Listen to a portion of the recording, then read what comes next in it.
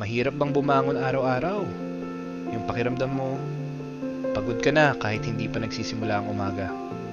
Yung parang ang bigat ng mundo sa balikat mo.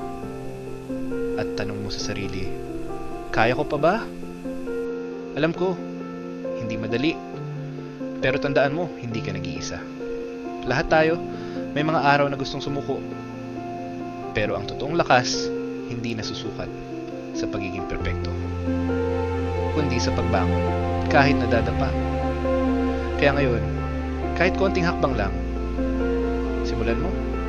Huwag kang panghinaan ng loob, maging matatag ka. Hindi mo kailangang maging malakas palagi. Basta hindi ka sumusuko. Laban lang. Para sa sarili mo. Para sa pangarap mo.